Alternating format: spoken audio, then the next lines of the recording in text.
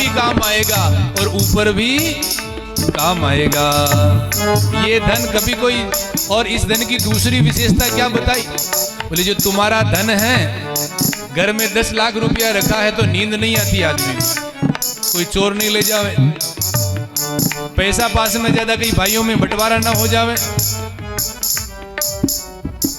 चोर ले जाएगा, बंटवारा हो जाएगा, खत्म हो जाएंगे।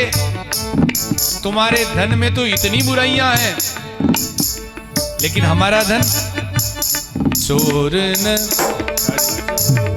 खर्चे न कूटे, चोर न लूटे, खर्चे न कूटे, चोर न लूटे, दिन दिन बढ़त सवायो पायो जी मैंने राम रतन धन पायो, पायो जी मैंने श्री राम रतन धन पायो, राम रतन धन पायो, पायो जी मैंने राम रतन धन पायो जी पायो, पायो जी मैंने राम रतन धन पायो, पायो जी मैंने राम रतन धन पायो, पायो जी मैंने राम रतन धन।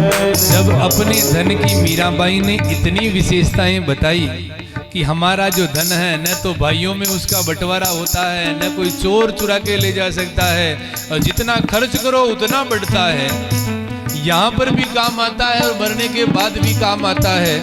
इतनी विशेषताएं बताई तो लोगों ने कहा मीराबाई ये ऐसा धन तुमको कहाँ मिला? मीराबाई ने कहा क्या तुमको भी चाहिए? बोले हाँ, ऐसा धन तो हमें भी चाहिए जो यहाँ भी काम आए और वहां भी चोर न ले जा सके, बंटवारा ना हो सके, जितना खर्च करे उतना बढ़े, ऐसा तो धन हमें भी चाहिए। मीराबाई ने कहा यदि ऐसा धन तुम्हें चाहिए तो पता नोट करो, जो मैं पता बता रही हूँ वहां चले जाना, ये धन तुम्हें भी मिल जाएगा। लोगों ने पेन कॉपी लेकर के पता लिखने लगे और मीराबाई पता लिखा रही है कि ये धन मिलता कहाँ है, और जिसको भी ये परम धन चाहिए मीराबाई जो पता बता रही है उस पते पर चले जाना, ऐसा धन आपको भी मिल जाएगा। क्या पता बताया? वस्तु अमोलक दी मेरे सदगुरु, वस्तु अमोलक दी मेरे। ये धन कहाँ मिलता है? वस्तु अमोलक दी मेरे सदगुरु, वस्तु अमोलक दी मेरे सदगुरु, कृपा कर अपनायो पायो जी मैंने राम रतन धन पायो, पायो जी मैंने राम रतन धन पायो, पायो जी मैंने राम रतन धन पायो। बोलो मीरा के श्याम की जय हो। ऐसा कह करके मीराबाई निकल। जो भक्तों का धन होता है, प्रसंग चल रहा था कि जो भक्तों का धन होता है वह भगवान के नाम का धन होता है। तो सनत कुमारों ने नारद जी से कहा कि आप तो भगवान के भक्त हो, फिर आपका चेहरा ऐसा दिखने में लगता है जैसे बहुत बड़े धनवान कंजूस सेठ का सारा धन चोर चुरा करके ले जावें, उसके बाद उसका जैसा चेहरा होता है वैसा तुम्हारा दिखता है। ऐसा क्या हो गया?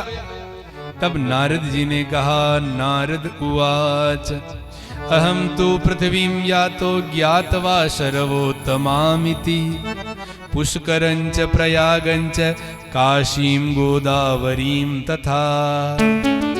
नारद जी ने कहा, सनत कुमारों तुम पूछते हो तो सुनो।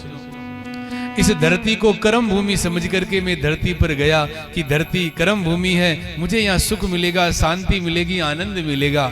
जैसे ही धरती पर आया तो गया कहाँ? पुष्करंच, पुष्कर गया, प्रयागंच, प्रयागराज गया, काशीम गोदावरीम तथा, हरि क्षेत्रम कुरुक्षेत्रम श्रीरंगम सेतु बंधनम, सारे तीर्थों में गया लेकिन कहीं पर भी मुझे शांति नहीं मिली। हर जगह अशांति। मंगलम नापि दृश्यते, कहीं मंगल दिखाई नहीं दिया। सारे तीर्थों में घुमा, सब जगह अशांति ही अशांति मिली, सब जगह अमंगल ही अमंगल मिला। उसके बाद मैं गृहस्थों के यहां पर गया। मैंने सोचा कि गृहस्थी में सुख होगा, तो मैं गृहस्थों के घरों में गया तो महाराज गृहस्थी में सुख है? कितना ही कमा लो गृहस्थी में सुख।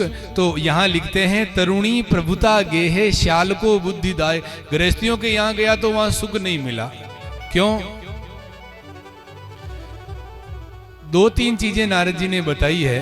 बोले तरुणी प्रभुता गेहे, घर में कलिकाल में कलयुग के लोगों के घरों में तरुणी प्रभुता, घर में पति की प्रधानता नहीं है, पत्नी की प्रधानता है। जैसा पत्नी कहती है वैसा घर चलता है।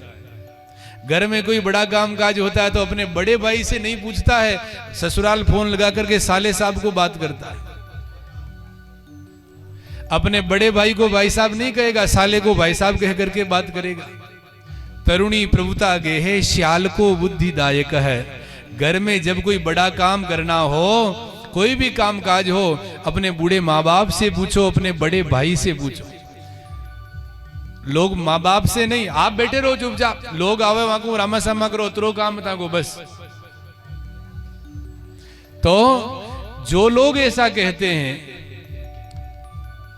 और साले को फोन, जो साले की सलाह ज्यादा मानते हैं, तो ऐसा एक ब्रज में एक कहावत है कि दीवार बिगाड़े आरो और घर बिगाड़े सारो। ये कहावत है। कोई दीवार है, जैसे इस दीवार में ज्यादा ताकें छोड़ दो, अलमारियां ज्यादा बना दो, कमजोर हो जाएगी फिर वो दीवार। तो दीवार बिगाड़े आरो, आरो मतलब दीवार, जो अलमारी ज्यादा छोड़ दोगे, ताकें ज्यादा बना दोगे तो वो कमजोर हो जाएगी। और घर बिगाड़े सारो, घर में यदि साले की सलाह ज्यादा मानने लग गए, माँ बाप की या बड़े भाई की बात नहीं मानी, तो वो घर बिगड़ेगा महाराज।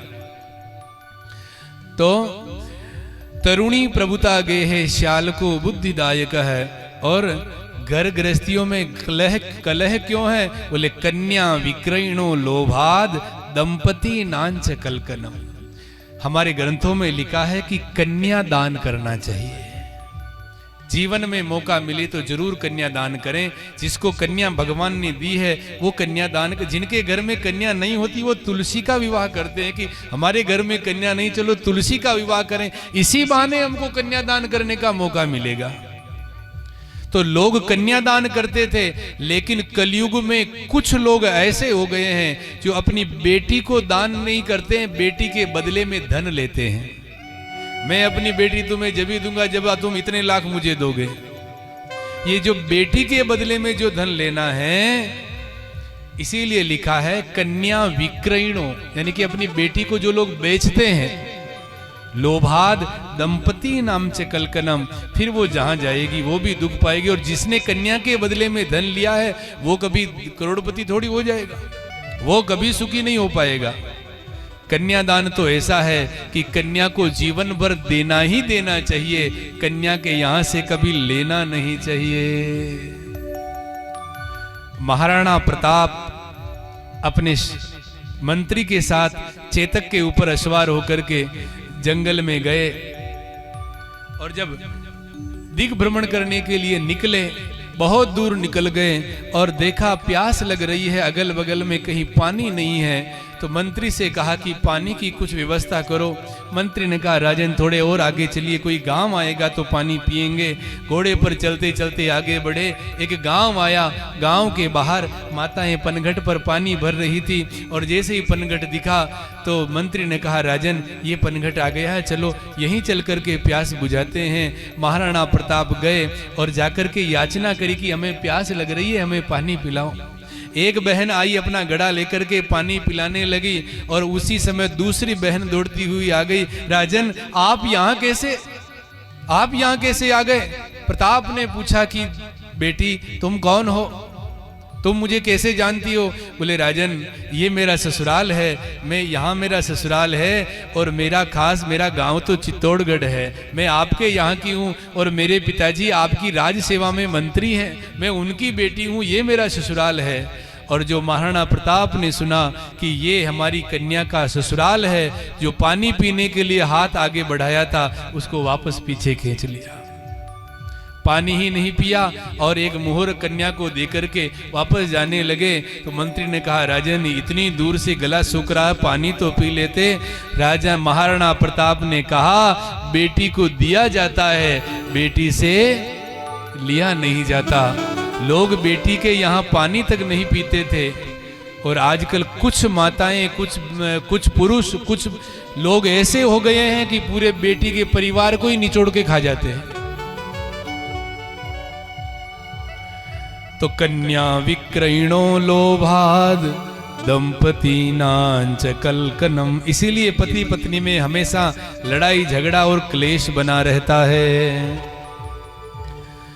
गृहस्थों में मुझे सुख नहीं मिला, संतों के यहाँ पर गया लेकिन वहां पर भी सुख नहीं मिला, वहां पर भी आनंद नहीं मिला, वहां पर भी शांति नहीं मिली। क्यों? बोले कलयुग के संत महात्मा भजन तो कम और धन इकट्ठा करने लग गए हैं, बड़े बड़े आश्रम बनाने लग गए हैं और गृहस्थी से ज्यादा आश्रमों में उलझ गए हैं।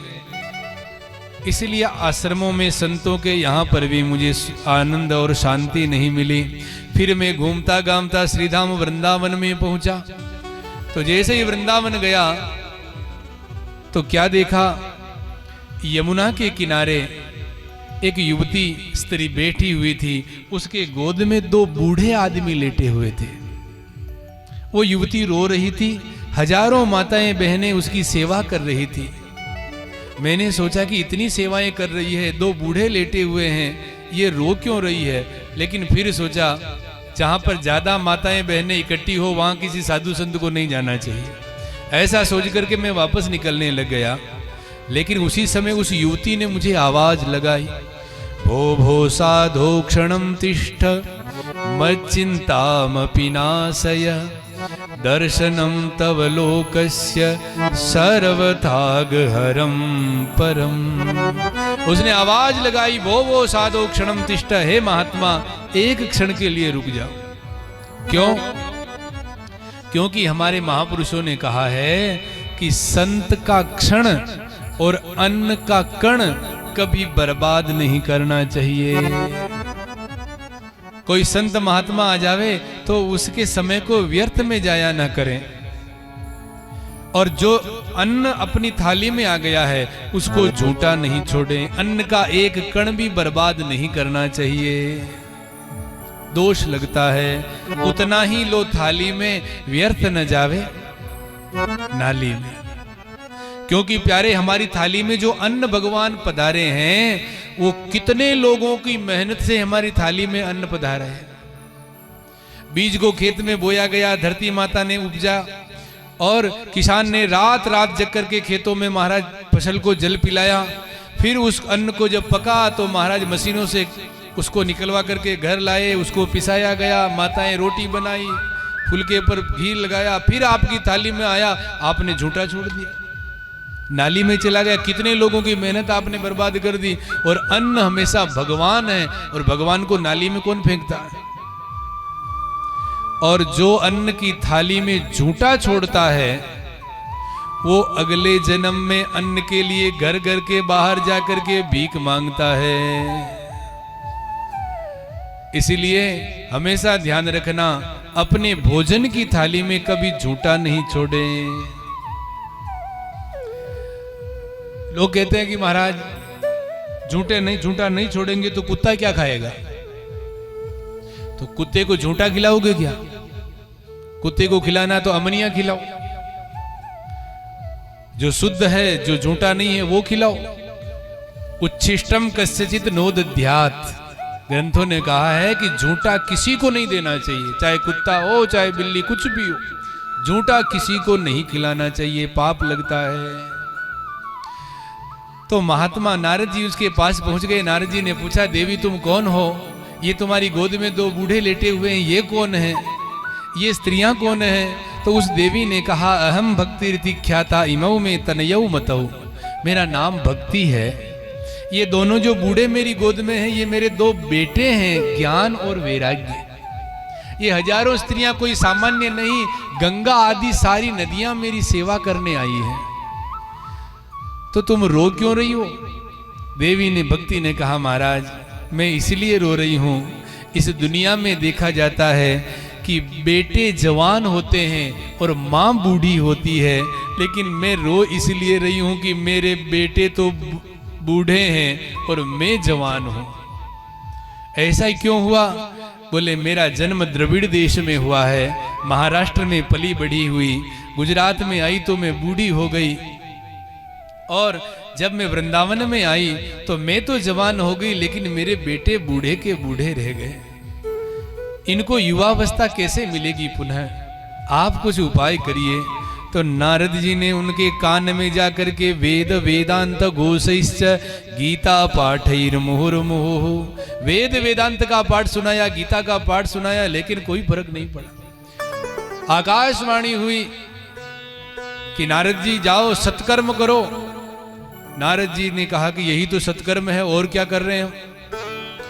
फिर महाराज संतों से पूछा, किसी ने कोई जवाब नहीं दिया। तो नारद जी ने कहा, मैं आपके सामने अब आ गया हूं। आप जो पूछ रहे हो ना कि आपका चेहरा लटका हुआ, मुंह मलिन क्यों है, मैं इसीलिए दुखी हूं कि वो ज्ञान वैराग्य का बुढ़ापा है, वो दूर कैसे होगा, इसका उपाय बताओ आप। तब सनत कुमारों ने कहा, सत्कर्म सूचको नूनम ज्ञान यज्ञ स्मृतो बुधैहि, श्रीमद्भागवतालापः सतु गीत शुकादिभिः। श्रीमद् भागवत की कथा से ज्ञान वैराग्य का बुढ़ापा दूर हो जाएगा। और जब सनत कुमारों ने ये बात कही तो नारद जी ने पूछा कि गुरुदेव, मैंने उनके कान में पूरा वेद सुना दिया, और भागवत तो वेदों से ही निकली है, और वेद से ही फर्क नहीं पड़ा तो फिर भागवत से कैसे असर आएगा? तो महाराज नारद जी से सनत कुमारों ने कहा कि जो मिठास आम के फल में है, वो मिठास आम के पेड़ में नहीं है। भले ही आम का फल आम के पेड़ पर ही लगा हो, उस आम के फल में जो मिठास है उस पेड़ के अंदर से ही आई है, लेकिन जो मिठास फल में है वो पेड़ में कहाँ है? उसी प्रकार भागवत भले ही वेदों से निकला है, लेकिन फिर भी जो असर भागवत का है वो वेदों में नहीं। अच्छा, घी में पूड़ी निकाल रहे हो, घी में हम पूड़ियां निकाल रहे हैं और घी धीरे धीरे खत्म हो गया, तो आप लोग जानते हो घी कहां से निकलता है? दूध से। घी दूध से ही तो बनता है, दूध से दही, दही को मिलाओ घी निकलेगा। अच्छा, घी से पूड़ी निकालते निकालते घी खत्म हो जावे और हम सोचे कि घी तो दूध से ही तो आता है, घी तो घी खत्म हो गया तो चलो दूध में निकाल लो, तो दूध में पूड़ी निकलेगी क्या?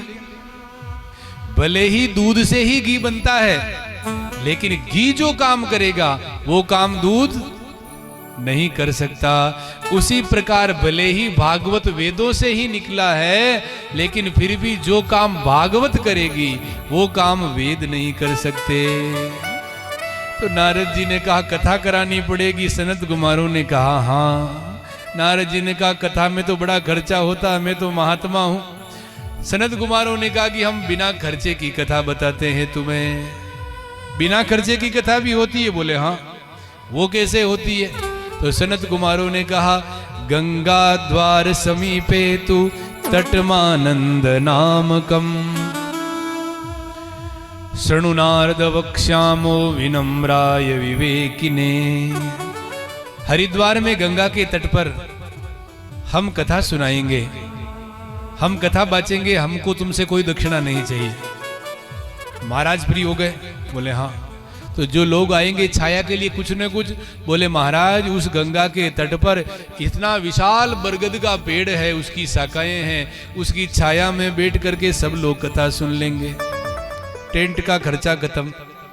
अच्छा महाराज, लेकिन जो लोग आएंगे कथा सुने उनको प्रसाद? बोले उसी गंगा के किनारे बहुत बड़ा वन है, जंगल है, उस जंगल के फल फूल खाएंगे, गंगा का जल पिएंगे और कथा सुनेंगे। जीरो खर्चे की कथा बता दी महाराज ने। नारद जी प्रसन्न हो गए, ठीक है महाराज आज ही शुरू करो कथा। और महाराज गंगा के तट पर आ गए और सनत कुमार व्यासपीठ को संभाल लिए हैं। नारद जी यजमान बनकर के कथा सुनने के लिए बैठ गए और लोगों के कान में आवाज गई कि नारद जी कथा बचवा रहे हैं। तो जो लोग जिस काम में थे सब छोड़ छाड़ करके कथा सुनने के लिए आने लगे। भृगुर वशिष्ठस्य वनस्य गौतमौ मेधातिथिर्देवल देवरातौ। सब ऋषि मुनि संत महात्मा आ गए। हरिद्वार में इसीलिए किया कि उत्तराखंड के महात्मा भी आ जाएंगे और भारत के गृहस्थी लोग भी आ जाएंगे, इसीलिए बीच में। अच्छा, जब दीपक दिल्ली में दीपक जलता है तो कमरे के अंदर भी उजाला हो जाता है और बाहर भी हो जाता है। अंदर जलाओगे तो बाहर अंधेरा रहेगा, बाहर जलाओगे तो अंदर अंधेरा रहेगा, लेकिन देहरी पर दीपक जला दो दोनों तरफ उजाला। तो हरिद्वार क्या है? ये भारतवर्ष की दिल्ली है, इसीलिए हरिद्वार में कथा हुई। सब लोग कथा सुनने आ गए, लेकिन कुछ लोग ऐसे थे जो नहीं आए। कौन नहीं आए? मंदराचल, हिमाचल, विंध्याचल, ये अचल हैं। हम नहीं जाएंगे कथा सुनने। क्यों? बोले हमको न्योता नहीं आया है। न्योते की बाट देख रहे थे कि न्योता आएंगे तो कथा सुनने जाएंगे। और ग्रंथ में लिखा है कि 4 जगह पर बिना न्योते के चले जाना चाहिए। 4 जगह पर न्योते की बाट नहीं देखनी चाहिए प्यारे। कौन कौन सी? एक तो भगवान की कथा सुनने के लिए, चाहे दुश्मन भी कथा यजमान बन करके कथा सुना रहा बचवा रहा हो, फिर भी जहां भगवान की कथा हो रही है वहां पर न्योते की बाट नहीं देखनी चाहिए। बिना न्योते के कथा सुनने पहुंच जाओ। दूसरा भगवान के मंदिर में, तीसरा अपने गुरु के घर, और चौथा बेटी बाप के घर। इन 4 घर पर 4 जगह जाने के लिए न्योते की जरूरत नहीं होती है। जो लोग कथा सुने नहीं आए, नारद जी गए, भृगु जी महाराज गए, और भृगु जी ने उनको जाकर के कहा कि चलो कथा हो रही है तुम भी चलो। और भृगु जी महाराज भृगु संबोध्य चानयत, भृगु जी सबको ला करके कथा सुनाने के लिए बिठा दिया। और महाराज जब कथा का वाचन हुआ है तो जो ज्ञान और वैराग्य वृंदावन में जो बूढ़े लेटे पड़े थे, कथा के प्रभाव से ज्ञान वैराग्य का बुढ़ापा दूर हो गया और युवावस्था प्राप्त हो गई। भक्ति देवी नाचती हुई आ गई ज्ञान वैराग्य को लेकर के, और सनत कुमारों से पूछा, और भक्ति देवी अब ज्ञान वैराग्य के सहित सभी श्रोताओं के मन मंदिर में आकर के विराजमान हो गई। बोलो भागवत भगवान की जय हो। सकल भुवन मध्ये निर्धनास्ते धन्या निवसति हृदयेषां श्री हरेर भक्ति रेखा।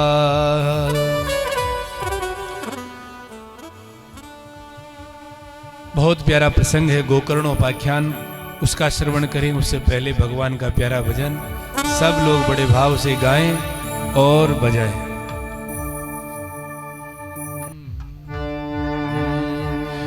मीठे रस से भरोड़ी राधा रानी लागे, महारानी लागे, माने कारो कारो जमुना जीरो पानी लागे। मीठे रस से भरोड़ी राधा रानी लागे, महारानी लागे, माने कारो कारो जमुना जीरो पानी लागे। ओ माने कारो कारो जमुना जीरो पानी लागे, माने कारो कारो जमुना जीरो पानी लागे। मीठे रस से भरी ओड़ी राधा रानी लागे, महारानी लागे, माने कारो कारो जमुना जीरो पानी लागे।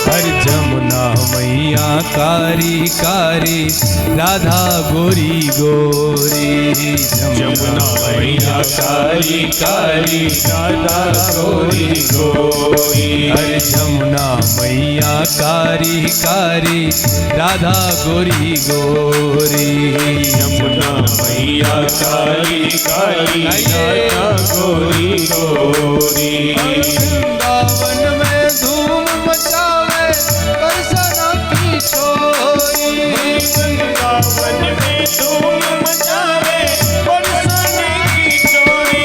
रजधाम राधे जू की रजधानी लागे, रजधानी लागे। माने कारो कारो जमुना जीरो पानी लागे। मीठी रस से भरी योनी राधा रानी लागे, महारानी लागे। मन कालो कालो जमुना जीरो पानी लागे। तो चार भुजानाथ की जय हो, सावरिया सेठ की जय हो।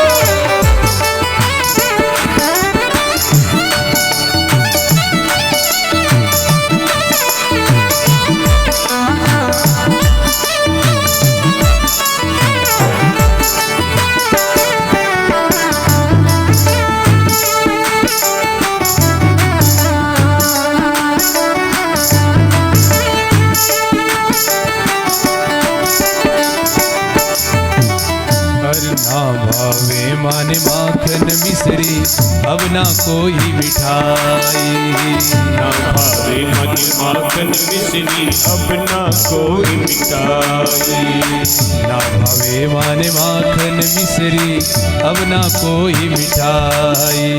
ना भावे मन माखन मिश्री, अब ना कोई मिठाई। हमारी जीवनिया ने भावे राधा नाम मलाई, हनुमानी की बढ़िया ने भावे राधा नाम मलाई। रूप रंग की रसीली गुणगानी लागे, गुणगानी लागे। माने कारो कारो जमुना जीरो पानी लागे। मीठे रस से भरी योनी राधा रानी लागे, महारानी लागे। मन कालो कालो जमुना जीरो पानी लागे।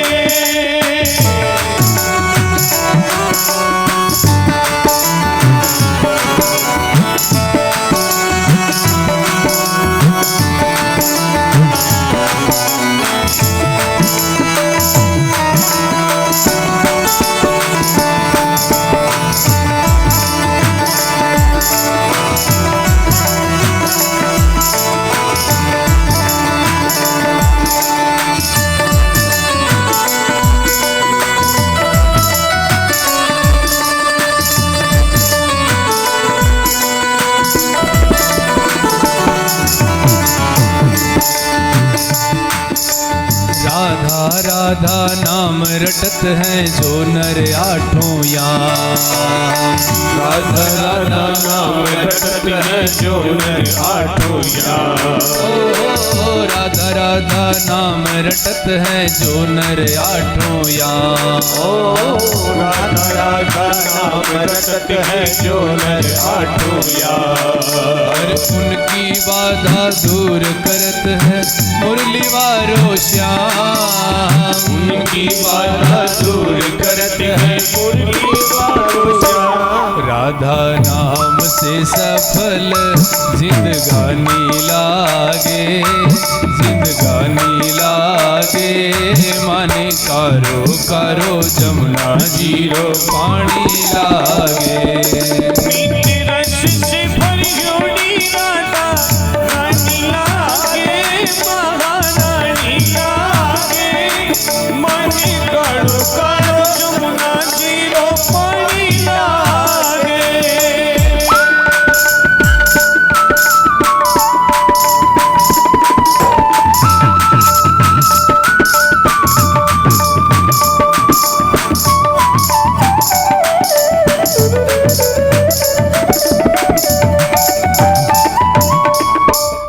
बोलो भागवत भगवान की जय हो।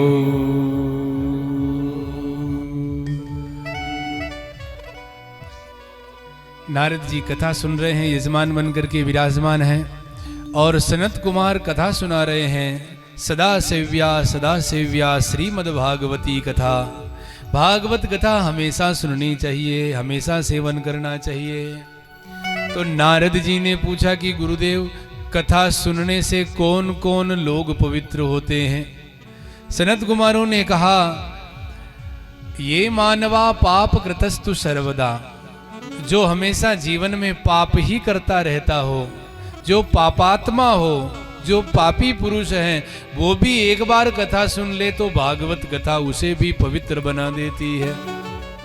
सदा दुराचार रता विमार्गगा, हमेशा जो दुराचार में रत हैं, जो हमेशा विमार्ग में ही चलता है, गलत रास्ते पर ही चलता है, जो क्रोधाग्नि दग्धा, जो हमेशा छोटी छोटी बात पर भयंकर गुस्सा करता रहता हो, जो क्रोध की अग्नि में जलता रहता हो, कुटिलास्य, जो कुटिल हो, जो कामी हो, ऐसे ऐसे पापी भी यदि एक बार कथा सुन ले तो वो भी पवित्र हो जाते हैं।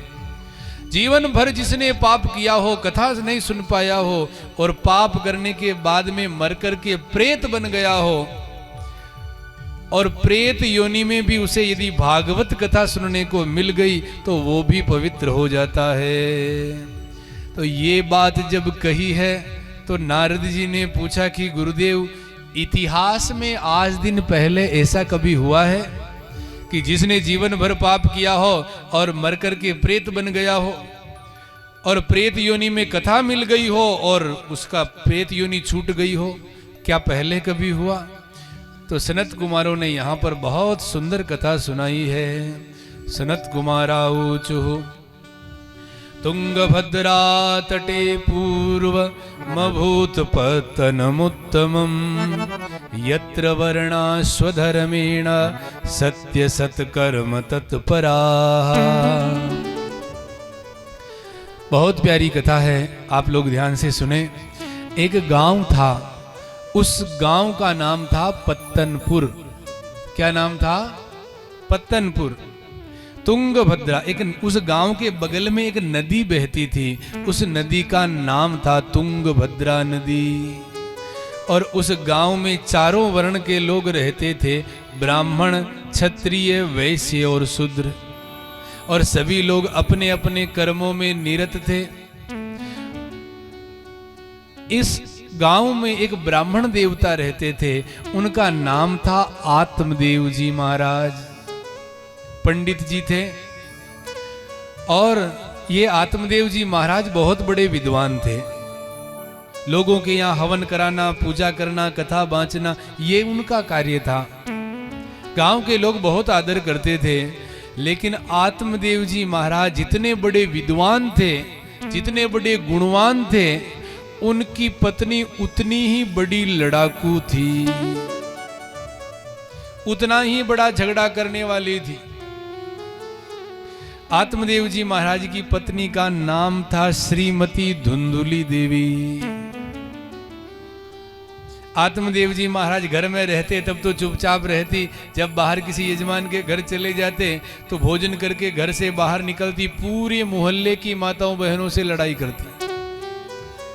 और जब आत्मदेव जी घर पर आते उसके पहले हाथ जोड़ पर दरवाजे पर ऐसे खड़ी हो जाती जैसे सती अनुसुईया के बाद इसी का नंबर हो, बिल्कुल सती सावित्री। और पति देवता बाहर गए और पूरे मोहल्ले के नाक में दम कर देती थी महाराज, इतना लड़ाई झगड़ा।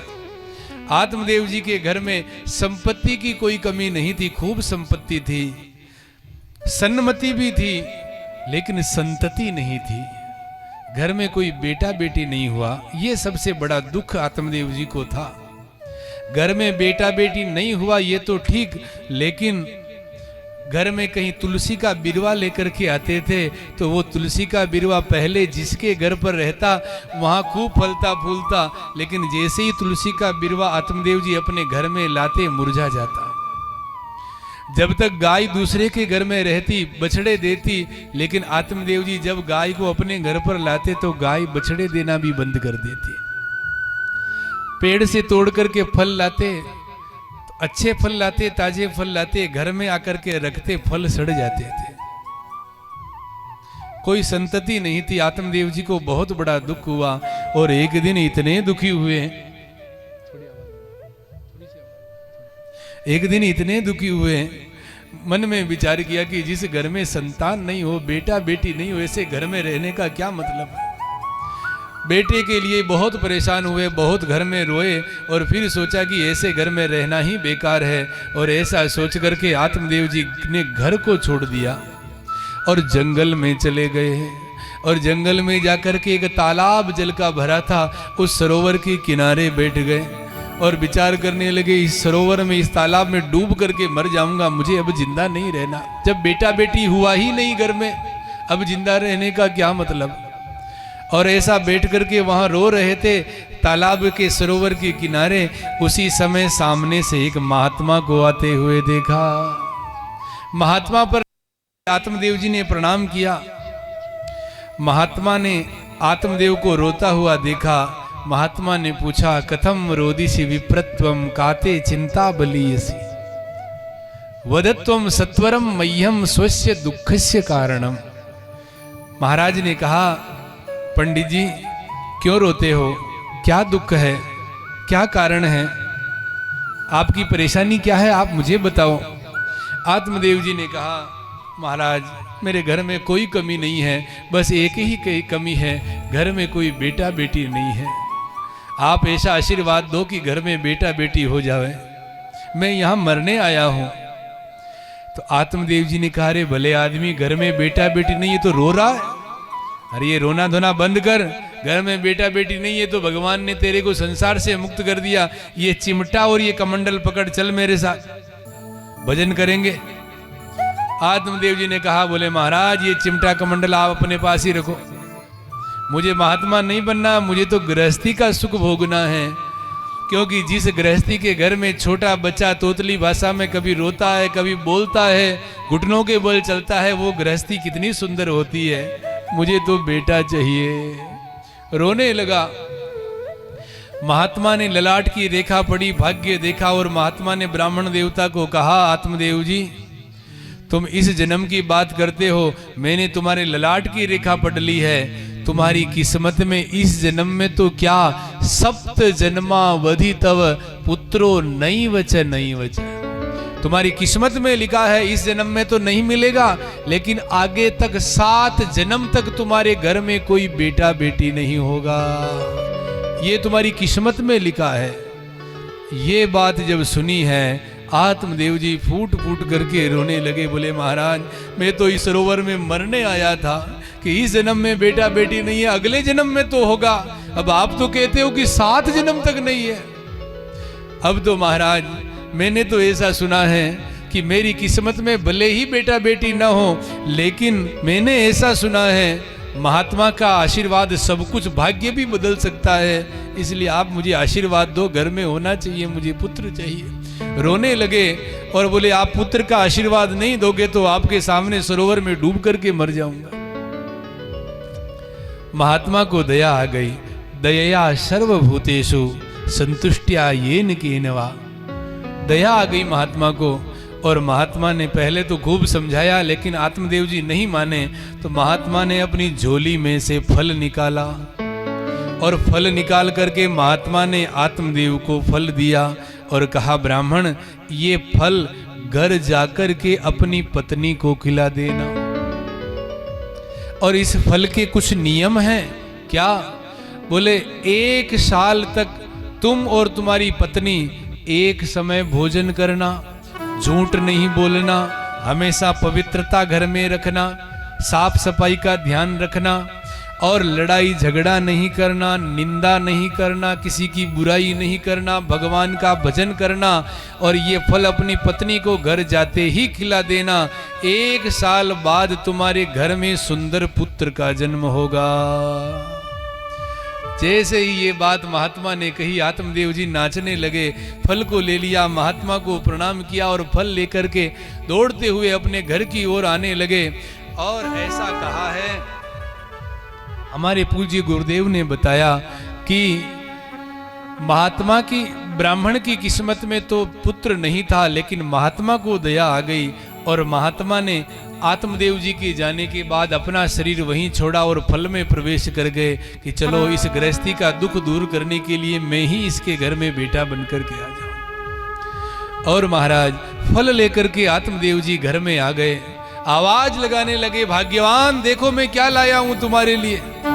धुंधली बाहर दौड़ करके आई, क्या लाए हैं? ये फल लाया हूं, महात्मा ने दिया है। और महाराज ने कहा कि ये फल तू खाएगी ना तो तेरे गर्भ से सुंदर बेटे का जन्म होगा, सुंदर बेटा होगा घर में, ये फल खा। उस फल को देखा और फिर मन में विचार करने लगी कि फल खाने से बेटा। अपने पति को कहा कि फल मैं ऐसे ही नहीं खाऊंगी, पहले मैं पूजा करूंगी बाद में खाऊंगी। बोले खा लेना, बोले ठीक है खा लूंगी। महात्मा ने कहा कि अपने हाथों से पत्नी को फल खिलाना। आत्मदेव जी कह रहे हैं कि खा लेना। विश्वास कर लिया। आत्मदेव जी निकल गए, पत्नी घर में आई, फल को सामने रखा और मन में सोचने लगी, क्या फल खाने से कोई बेटा होता है क्या? मैंने तो कभी सुना नहीं।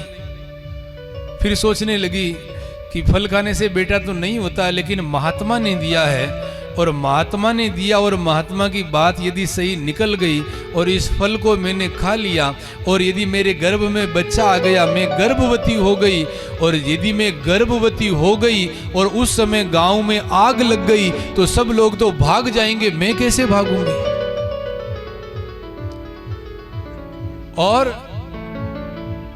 और यदि मैं गर्भवती हो गई तो फिर मैं घर का कामकाज कर नहीं पाऊंगी, और उस समय मेरे पति देवता घर का कामकाज करने के लिए मेरी ननद को ले आएंगे और मेरी ननद ऐसी चोटी है सारा धन हड़प करके ले जाएगी। ननांदा सम हरे तदा।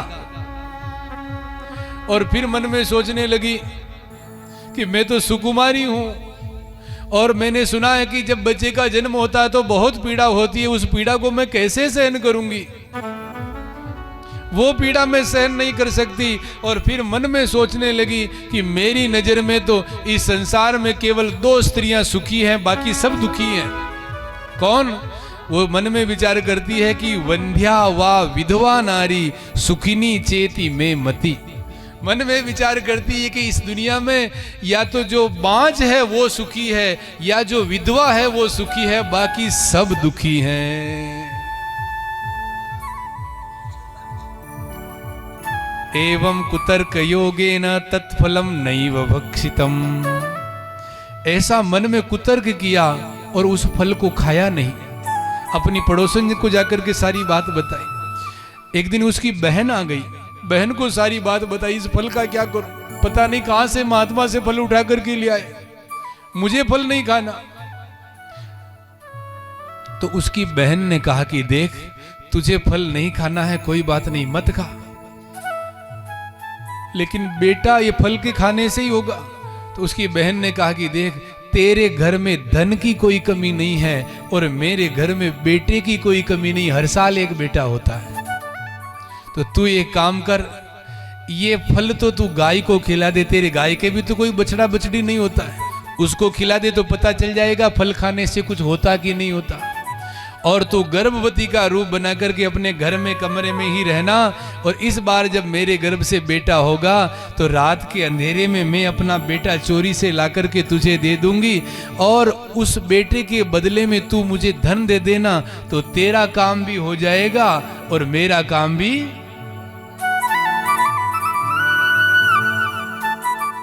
धुंधुली ने कहा कि बहन तूने तो बहुत अच्छी बात बता दी, अब वो फल तो गाय को खिला दिया और गर्भवती का रूप बना करके कमरे में ही रहने लगी। समय बीतने लगा और बहन के घर में बेटे का जन्म हुआ। बहन के घर में जब बेटा हुआ तो रात के अंधेरे में बहन और उसका पति दोनों आए और धुंधुली को बेटा दे दिया, बदले में धन ले लिया। जैसे ही सुबह हुआ धुंधुली ने आवाज लगाई अपने पति को, स्वामी घर में बेटे का जन्म हो गया है। और जैसे ही आत्मदेव ने सुना कि घर में बेटा हो गया है, आत्मदेव जी महाराज बहुत प्रसन्न हुए। विवाह के इतने वर्षों बाद जाकर के बेटा हुआ है।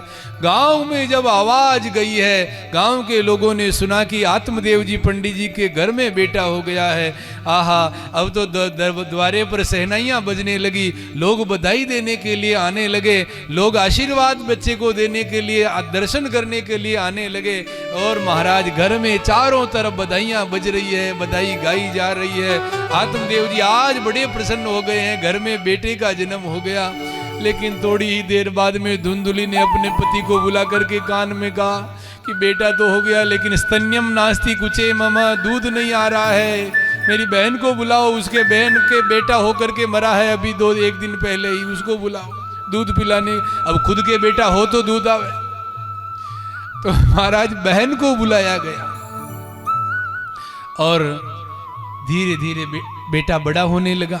इधर जो गाय को फल खिलाया था, उस गाय के भी 1 वर्ष बाद में एक सुंदर पुत्र का जन्म हुआ। गाय के शरीर से बेटे का जन्म हुआ, गाय के शरीर से हुआ, इसलिए उसके कान गाय जैसे हुए, पूरा शरीर मनुष्य जैसा, कान गाय के जैसे। इसलिए आत्मदेव जी ने कहा इसका नाम गोकर्ण होगा। बोलो गोकर्ण जी महाराज की। गोकर्ण नाम रखा अपने पुत्र का। और जो धुंधुली का जो बेटा था उसका नाम मात्रा प्रतिष्ठिता, माँ के कहे अनुसार उसका नाम धुंधुकारी रखा गया। इधर गोकर्ण और इधर धुंधुकारी, दोनों बेटे बड़े होने लगे, लेकिन दोनों में विपरीत गुण आए। गोकर्ण है पंडितो ज्ञानी, लेकिन धुंधुकारी महाखलह। गोकर्ण जी महाराज तो जो बड़े हुए, गुण आने लगे, सद्गुण आने लगे, पंडित बन गए, ज्ञानी बन गए, वृंदावन चले गए, भागवत पढ़ने लगे, वेद पढ़ने लगे, और ब्राह्मण के सारे लक्षण गोकर्ण जी महाराज में आ गए। लेकिन धुंधुकारी महाखलह, जो धुंधुकारी जो हुआ था बहन का लाया हुआ बेटा, वो धुंधुकारी चोर बन गया, डाकू बन गया, जुआ खेलने लगा, शराब पीने लगा, मदिरा का सेवन करने लगा, और घर में जितना धन था सारा धन महाराज जुए में हार गया, और मदिरा पान करने लगा, माथे पर काली पट्टी बांधने लगा। शव हस्ते न भोजनम, जब कोई आदमी मर जाता है और उसको रास्ते में पिंड दान देते हैं, आटे के पिंड छोड़ते हैं, तो वो जाकर के वो पिंड खा जाता है। और शव हस्तेन, और साथ में कुत्तों की टोली रखता है महाराज, का माथे पर काली पट्टी बांधता है। सारा धन घर का जुए में हार गया। और महाराज एक दिन पिता के पास पहुंच गया, पिताजी अलमारी की चाबी तुम्हारे पास होगी, इधर दो, मुझे धन चाहिए, जुआ खेलना है। पिताजी ने मना किया तो पिताजी को डांटने लगा, और पिताजी को इतनी लताड़ लगाई है, आत्मदेव जी रोने लगे। आज आत्मदेव ने कहा कि बेटा, जब तेरा जन्म नहीं हुआ था उसके पहले मेरा ये घर स्वर्ग जैसा था। जहां देखता था वहां पर कहीं गीता, कहीं पर भागवत, कहीं पर रामायण, कहीं तुलसी का बिरवा, मेरे घर स्वर्ग जैसा घर था। तूने जन्म लेकर के मेरे स्वर्ग जैसे घर को नरक का अड्डा बना दिया। अब जहां देखता हूं वहां पर मदिरा, मेरे घर को नरक बना दिया है तूने। इससे अच्छा होता बेटा तेरा जन्म ही नहीं होता। इतनी बात कही तो बेटा बाप को मारने के लिए दौड़ा। बाप ने सोचा ऐसे घर में रहने का कोई मतलब नहीं, ऐसी औलाद से तो मैं बे औलाद ही अच्छा था। और आत्मदेव जी ने सोचा ऐसे घर में रहने का कोई मतलब नहीं, और आत्मदेव जी घर को छोड़ दिया, और घर में छोड़ करके जंगल को जाने लगे कि मैं तो जाकर के तालाब में डूब करके मर जाऊंगा। अब विचार करो, पहले भी मरने गए थे। पहले मरने क्यों गए थे? कि घर में बेटा नहीं है। आज फिर मरने जा रहे हैं। आज क्यों मरने जा रहे हैं? क्योंकि घर में बेटा है। मतलब पहले सोचा था कि बेटा होगा तो सुख मिलेगा, लेकिन बेटे से सुख मिलेगा इसकी कोई गारंटी नहीं है प्यारे। बहुत लोग ऐसे देखे हैं मैंने, 4 बेटे हैं, लेकिन जब बड़े हुए कमाने के लिए उड़ गए फुर्र से परदेश में, पत्नी को ले गए, बच्चों को ले गए, माँ बाप को, बूढ़ों को गांव में छोड़ गए। अब न माँ से न तो हिला जाता है, न रोटी बनाई जाती है, बूढ़े बुढ़िया दोनों घर में, कोई काम नहीं होता है, लेकिन फिर भी 4-4 बेटे होकर के बांझ का जीवन जी रहे हैं गांव में महाराज। ऐसे कितने ही लोग देखे हमने, 4-4 बेटे पैदा कर दिए, लेकिन एक भी बेटा बुढ़ापे में सेवा नहीं कर रहा है। और बच्चों का पालन पोषण माँ बाप इसलिए करते हैं कि बुढ़ापे में हमारी सेवा करेंगे, लेकिन जब बुढ़ापा आता है तो सेवा करेंगे इसकी गारंटी नहीं है प्यारे। आज आत्मदेव जी बच्चे के लिए जब जंगल में मरने के लिए जाने लगे तो सामने से गोकर्ण जी आ रहे थे। गोकर्ण ने आकर के पिताजी के चरणों में प्रणाम किया, बोले पिताजी आप रो क्यों रहे हैं, सारी बात बताई। तब गोकर्ण जी ने कहा कि पिताजी आपने क्या सोचा कि बेटा होगा तो सुख मिलेगा, बेटे से सुख नहीं मिलता है पिताजी। न चेन्द्रस्य सुखम किंचिन न सुखम चक्रवर्तिनः सुखमस्ति विरक्तस्य मुनेरेकांत जीविनः। बेटा होने से सुख नहीं मिलता है पिताजी। दीन कहे धनवान सुखी, जो गरीब होता है वो तो सोचता है कि इनके पास बहुत पैसे हैं, ये सुखी होंगे, लेकिन उनसे जाकर के पूछो, दीन कहे धनवान सुखी और धनवान कहे सुख राजा को भारी। हम सुखी नहीं है, राजा सुखी है, उनके पास बहुत धन है। और राजा को पूछो तो राजा कहे महाराज सुखी और महाराज कहे सुख इंद्र को भारी। जिससे पूछते हैं वही कहते हम सुखी नहीं है। गरीब तो कहता धनवान, धनवान कहता हम नहीं, राजा सुखी है। राजा को पूछते, राजा बोले हम नहीं, जो महाराज हैं वो सुखी है। और महाराजा को पूछते तो वो तो कहते हम क्या है, इंद्र का सुख भारी है। और इंद्र कहे सुख चतुरानन को, इंद्र कहता कि हम सुखी नहीं है, ब्रह्मा सुखी है। और ब्रह्मा कहे सुख विष्णु को भारी।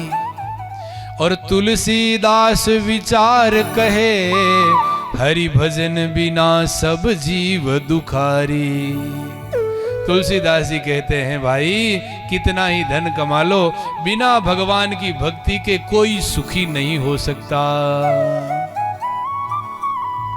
इसीलिए पिताजी आपने क्या सोचा था, पुत्र होगा तो सुख मिलेगा, बेटा होने से यदि सुख मिलता तो सूअर के तो 12-12 बच्चे एक साथ होते हैं, वो सबसे ज्यादा सुखी होते हैं। बेटा होने से सुख नहीं मिलता। आपने क्या सोचा, बेटा होगा तो हमारा वंश चलेगा, हमारा नाम चलेगा। बेटा होने से नाम नहीं चलता पिताजी। तो बोले नाम तो भगवान का भजन करने वाले का चलता है। विचार करो, हमको कोई पूछे कि आपके पिताजी का क्या नाम है तो हम बता देंगे। हमसे पूछा जाएगा आपके दादाजी का क्या नाम है तो भी बता देंगे। परदादा का क्या नाम है तो भी थोड़ा सोच करके बता देंगे। लेकिन फिर पूछेंगे कि आपके परदादा के पिताजी का क्या नाम है, कोई याद नहीं, चल गया वंश। जिनका नाम ही याद नहीं है क्या वंश चलाया। और विचार करो, मीराबाई के कोई पुत्र नहीं हुआ, सूरदास जी के कोई पुत्र नहीं हुआ, उनके कोई बेटा नहीं हुआ, उनका वंश नहीं चला, लेकिन उनका नाम आज भी चल रहा है। क्यों? क्योंकि उन्होंने भजन किया है। इसलिए जो भजन करता है उसका ही नाम चलता है। इसलिए पिताजी पुत्र होने से सुख नहीं। और ध्यान देना, पुत्र संतान 3 प्रकार की होती है। वैसे भागवत में 4 प्रकार की संतानों का वर्णन है।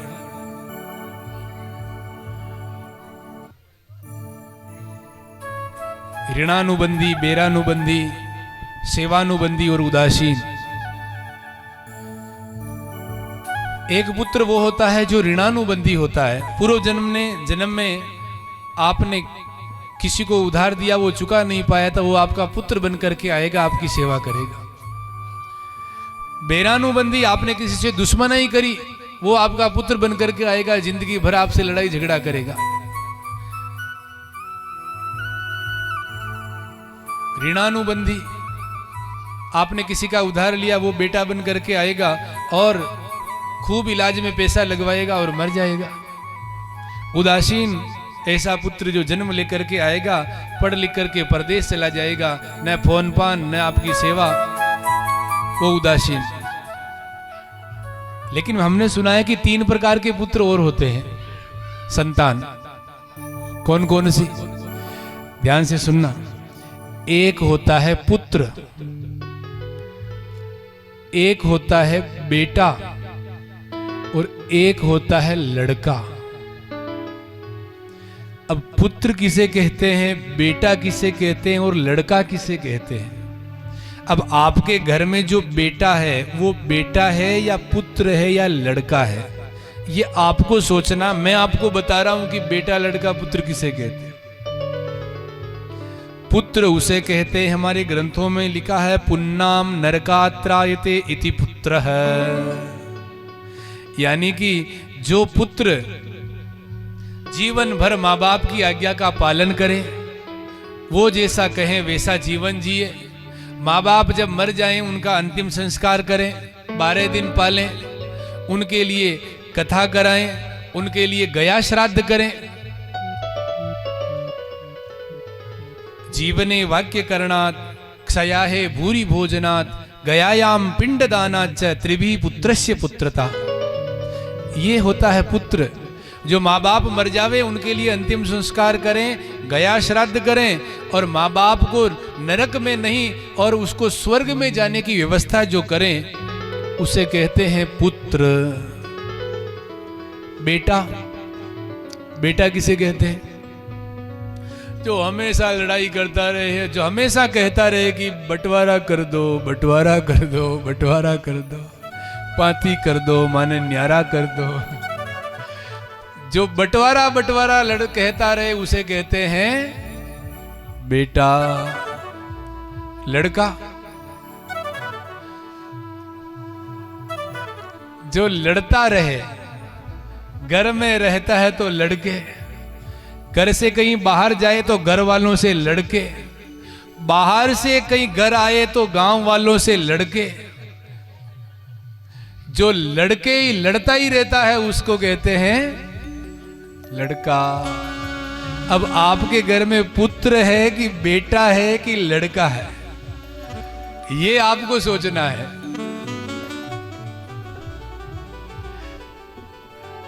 एक आदमी क्यों महाराज मां कहते लड़के ही से हार रही है।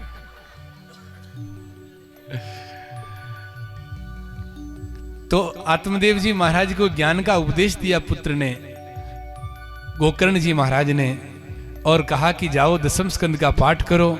आत्मदेव जी ने 10वें स्कंद का पाठ किया और भगवान के धाम की यात्रा करी। उसके पहले गोकर्ण जी ने बहुत सुंदर शिक्षा दी है अपने पिता को। गोकर्ण उवाच, गोकर्ण गीता का उपदेश दिया है, पिताजी देहेस्ति मांस रुधिरे भीमतिम त्यजत्वम जाया सुता दिशु सदा ममताम विमुंच।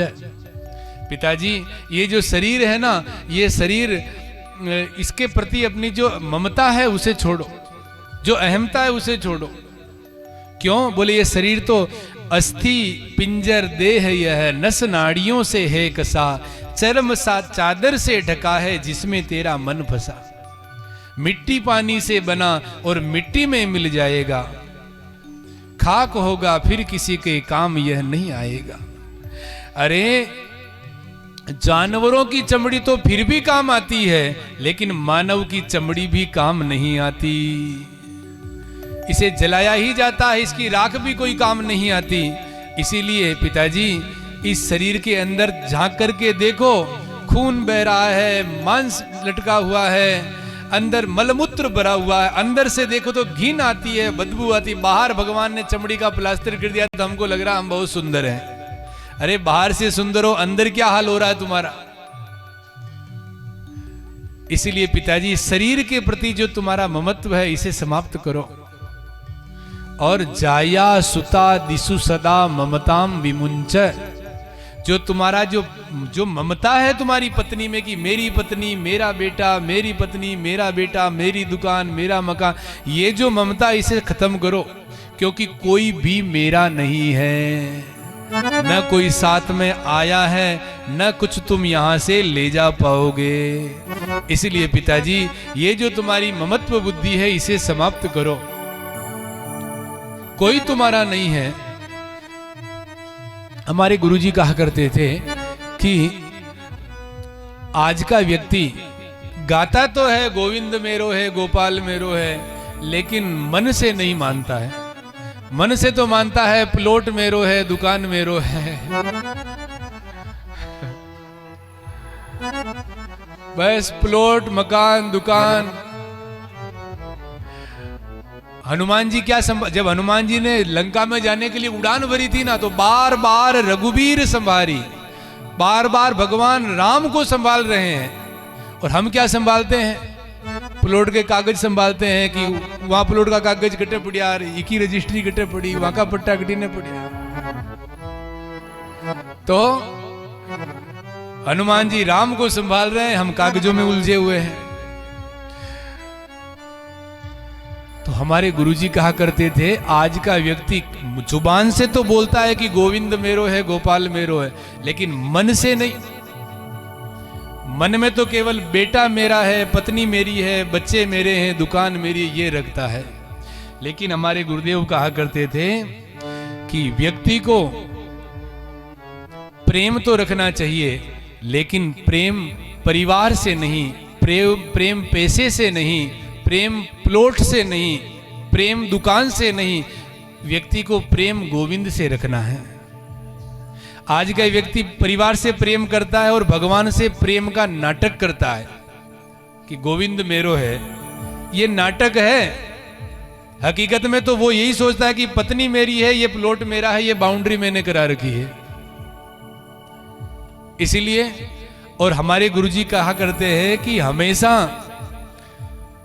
परिवार वालों से प्रेम और भगवान से प्रेम का नाटक करता है, लेकिन इस दुनिया से जीतता वही है जो परिवार वालों से प्रेम नहीं, प्रेम परिवार वालों से तो प्रेम का नाटक करना चाहिए और भगवान से असली में प्रेम करना चाहिए।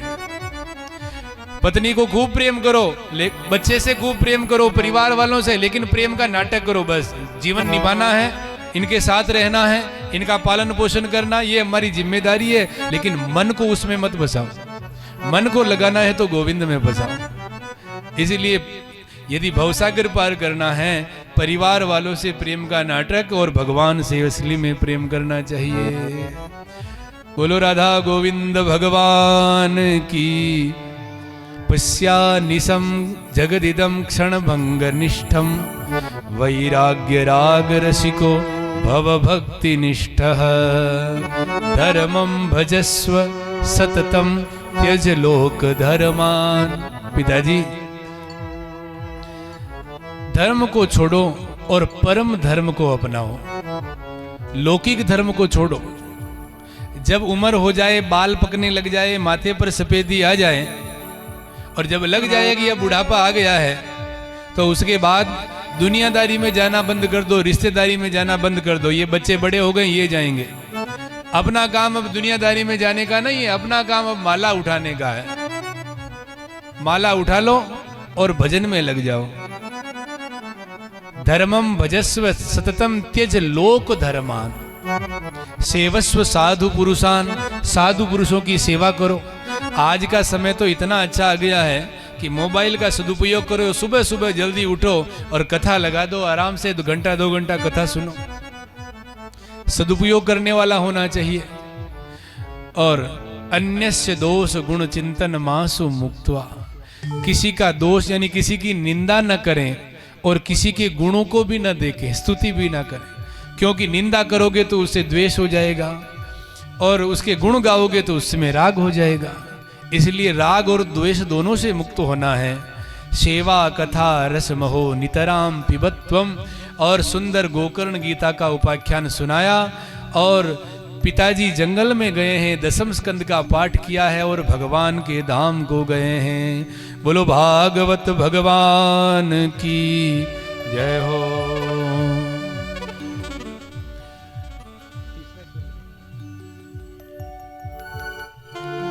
गोकर्ण जी पुनः तीर्थ यात्रा में चले गए, पिताजी भगवान के धाम को। अब घर की क्या दशा है। और गोकर्ण जी वृंदावन में पहुंच गए, भजन में लग गए।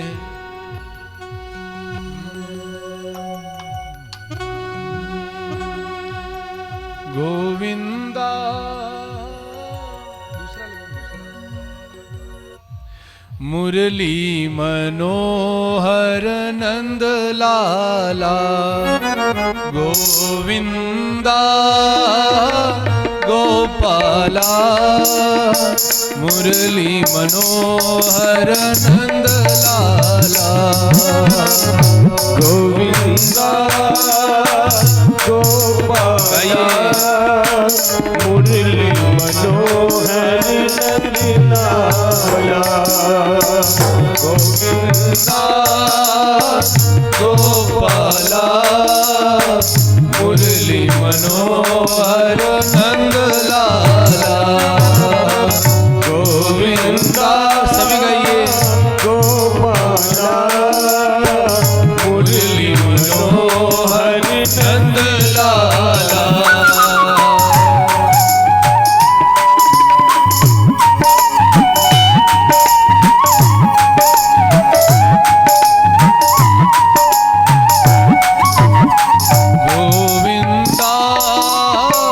गोपाला मुरली मनोहर नंद लाला गोविंदा गोपाला मुरली मनोहर नंद लाला गोविंदा गोपाला मुरली मनोहर नंद लाला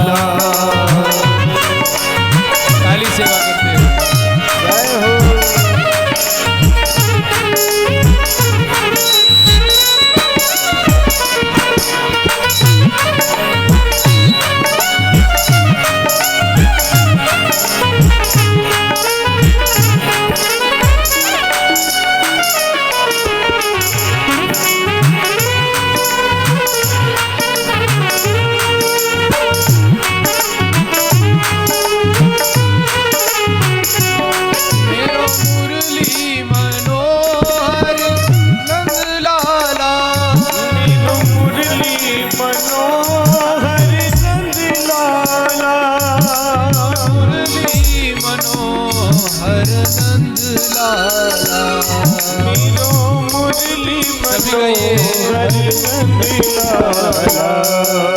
गोविंदा गोपाला मुरली मनोहर नंद लाला गोविंदा गोपाला मुरली मनोहर नंद लाला गोविंदा गोपाला मुरली मनोहर नंद लाला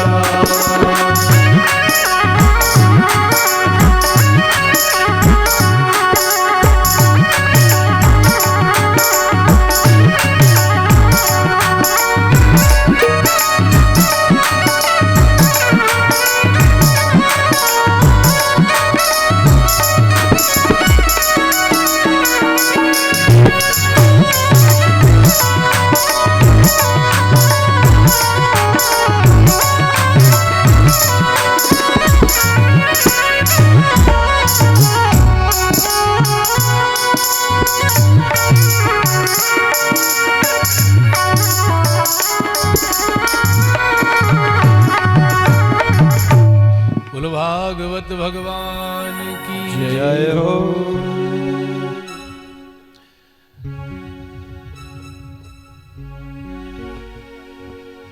गोकर्ण जी महाराज पुनः तीर्थ में चले गए आत्मदेव जी भगवान के धाम को।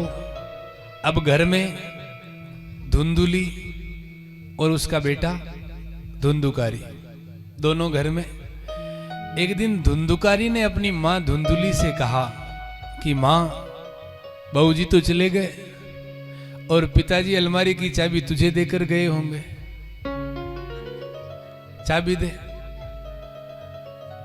माँ ने कहा बेटा धन बचा कहाँ है, जितना था तूने सारा बर्बाद कर दिया, अब मेरे पास कुछ नहीं है।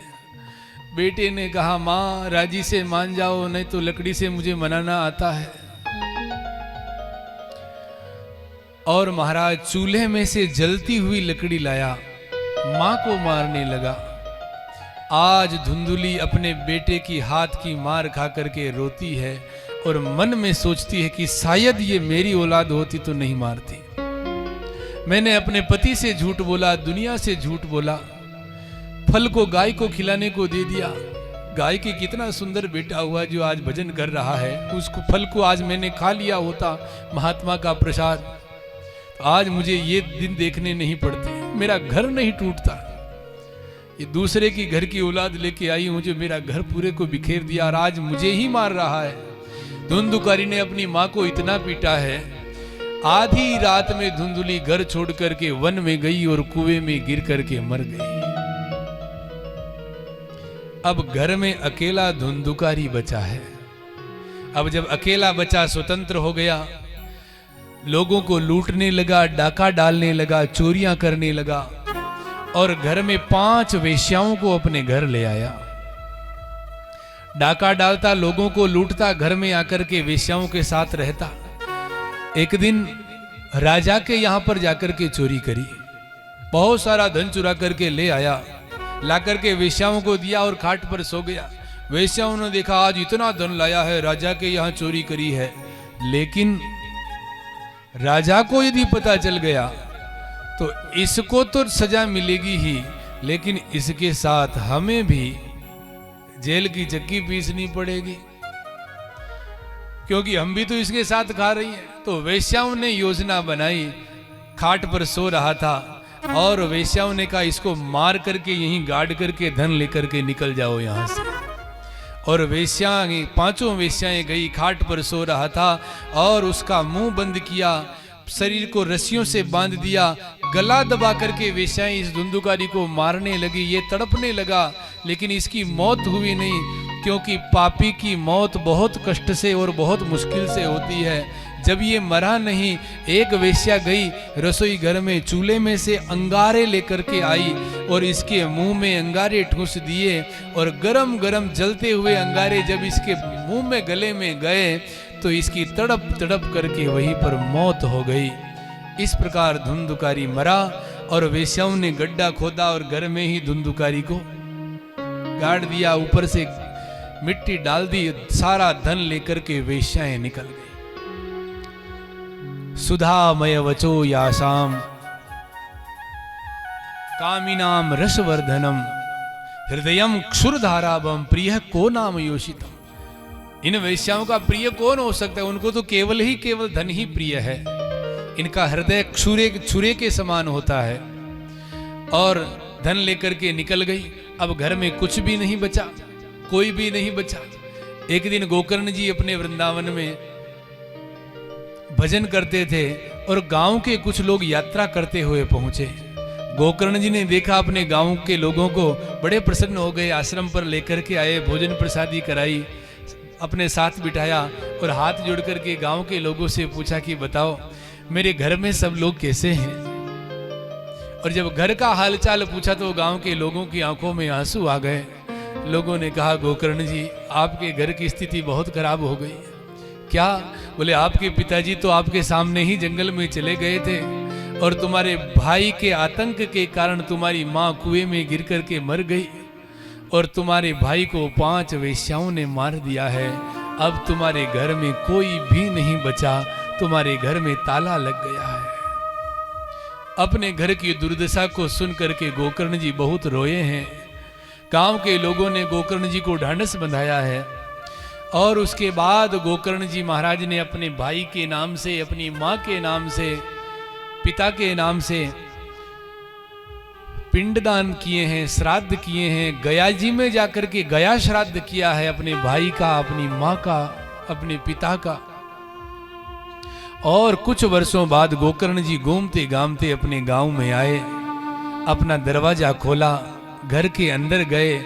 रात का समय हो गया था इसलिए खाट बिछाई और वहीं पर सो गए।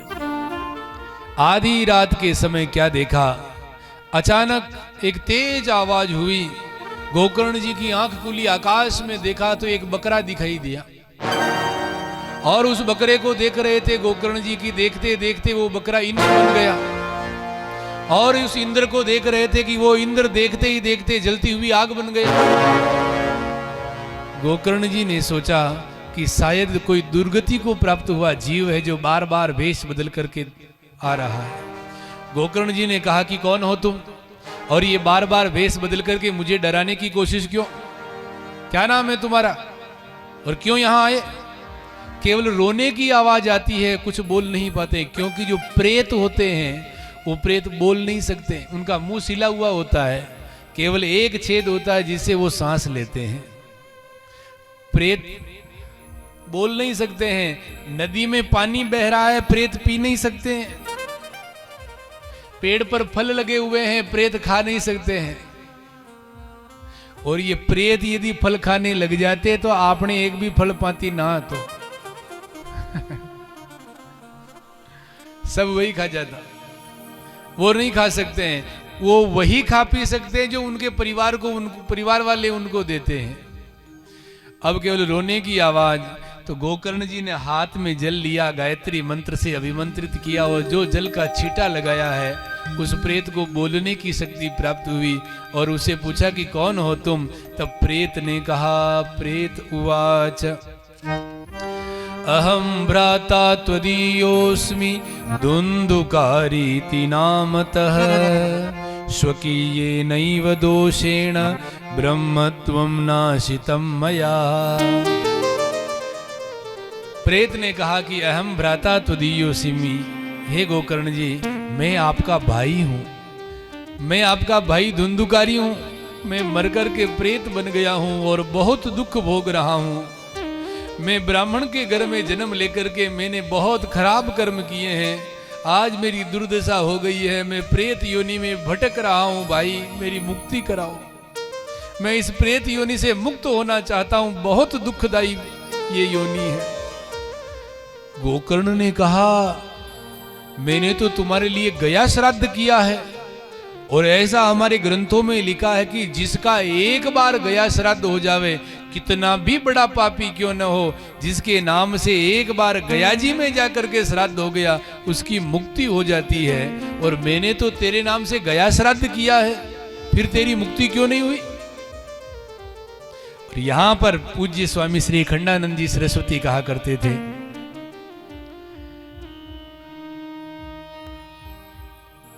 कि गया श्राद्ध से मुक्ति हो जाती है, यह निश्चित अटल सत्य है, लेकिन धुंधुकारी की मुक्ति गया श्राद्ध से भी नहीं हुई।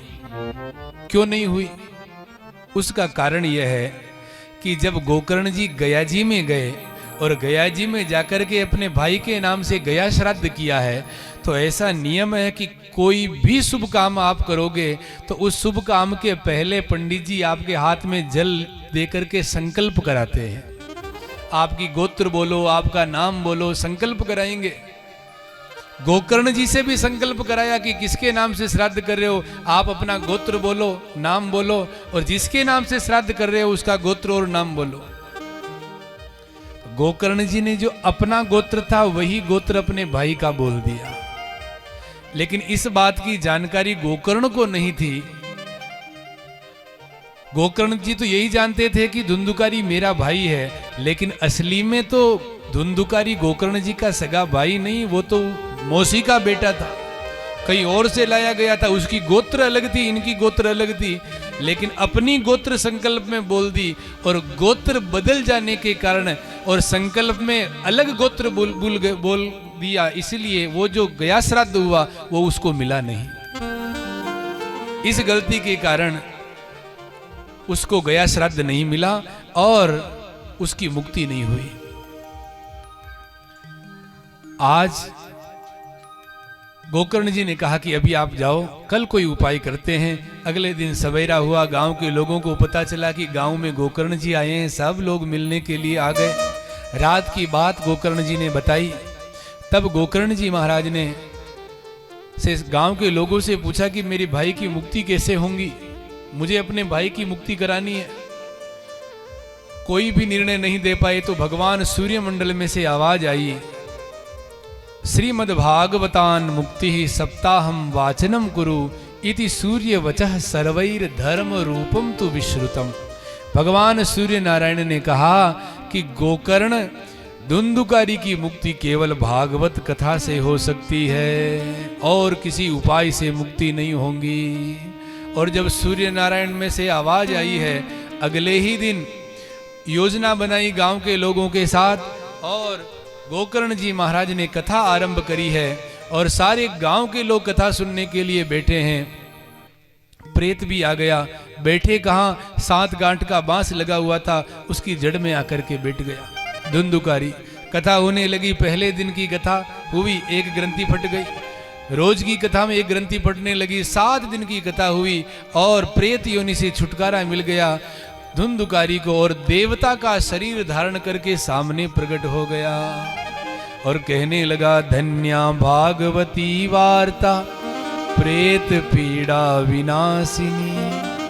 ये भागवत कथा धन्य है जो प्रेत पीड़ा से मुक्ति दिला देती है और भागवत कथा से मेरी मुक्ति हुई है। ये कथा धन्य है और कथा मेरे भाई ने मुझे सुनाई है और आज भागवत को प्रणाम किया है और आकाश से भगवान के पार्षद एक विमान लेकर के आए और धुंधुकारी को विमान में बिठाया है। तो गोकर्ण जी ने भगवान के पार्षदों से पूछा कि कथा तो सबने सुनी है और मुक्ति केवल धुंधुकारी की।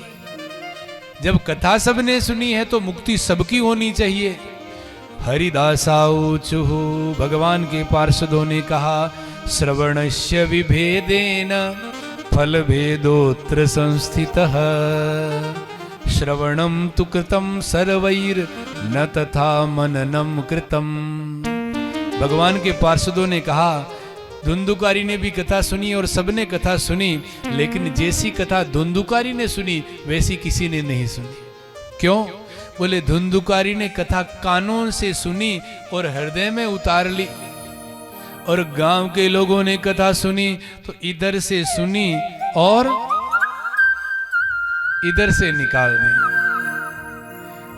आरती करी और तेरा तुझको अर्पण क्या लागे मेरा, वहीं झाड़ जुड़ा करके चले गए। और धुंधुकारी दिन में कथा सुनता और रात भर कथा का चिंतन करता कि मेरी मुक्ति होगी भागवत से, मेरी मुक्ति होगी भागवत से।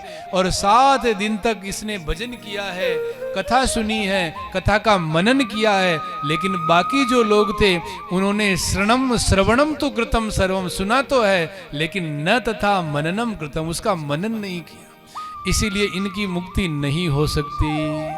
और विमान में बिठा करके धुंधुकारी को भगवान के धाम की ओर ले गए हैं।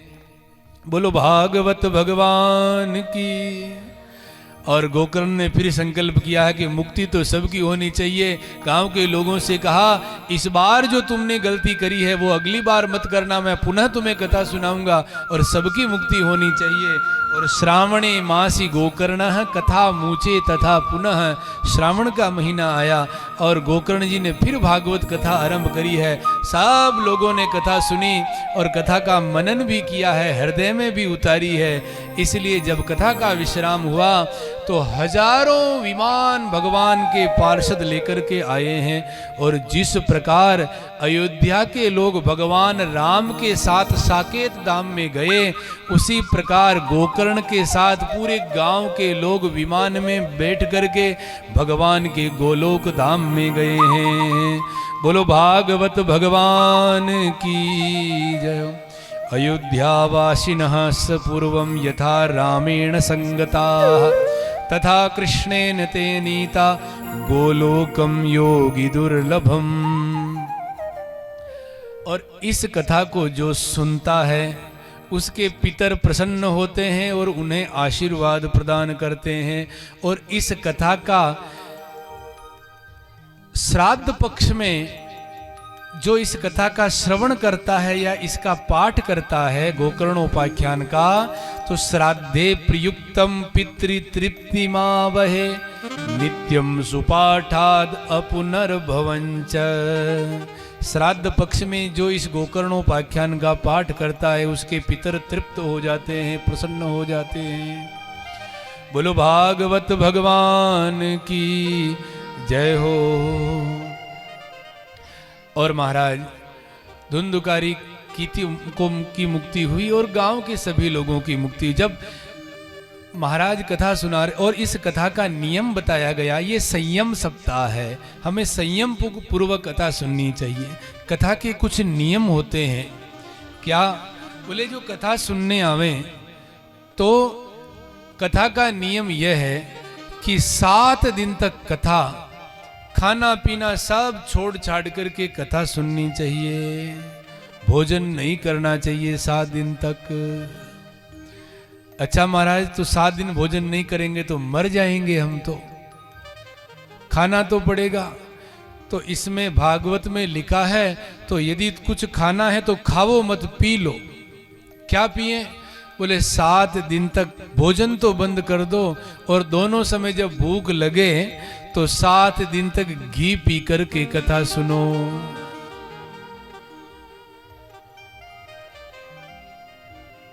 हाँ, नहीं वो तो अपना घरों पी रानो पड़े। तो 7 दिन तक घी पी करके कथा सुनो। बोले महाराज आजकल को घी न पी सका, वो घी पी ले तो तब पचे था कि कथा सुनबा ना आवा, पचे ओटर जावा। तो घी नहीं पी सकते हो, दूध पी करके कथा सुनो। महाराज फिर भी भूख लगती है तो एक समय भोजन करो, फिर भी नहीं रह सकते, बोले दोनों समय भोजन करो, लेकिन उतना ही करो जिससे कथा में विक्षेप न हो, कथा में नींद ना आए, बस चित्त मन से कथा सुने। भोजनम तु वरम मन्ये, कथा विघ्न करो यदि। और कथा के बाद आरती और प्रसाद लेकर ही जाएं, तुलसी पत्र लेकर के जाएं, और प्रसाद तुलसी माला श्रोत्री व्यस्चाथ दीयता।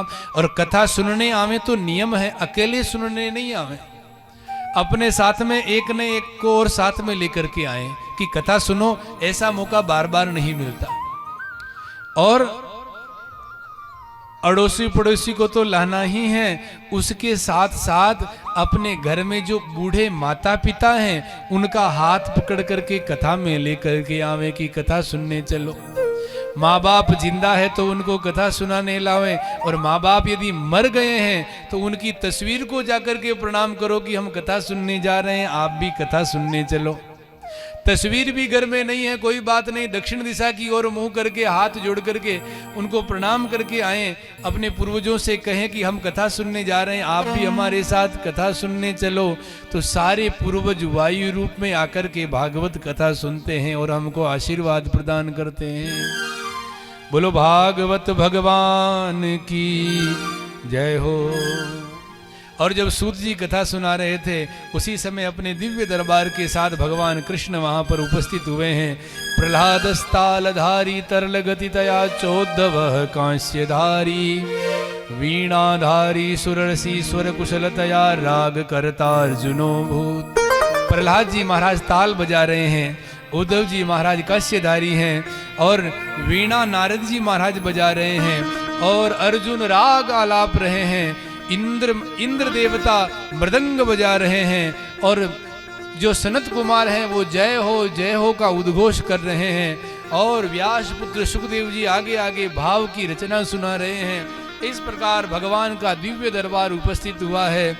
और सनत कुमारों से आज सूत जी महाराज ने प्रणाम किया है, और सोनकादिक ऋषियों ने जब प्रणाम किया है, भगवान ने कहा कि वरम ब्रूहि, वरदान मांगो।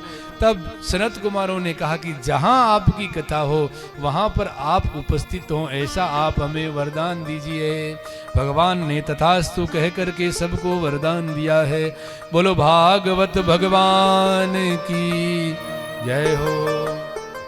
दारिद्र्य दुख ज्वरदाहितानाम माया पिशाची परिमर्दितानाम।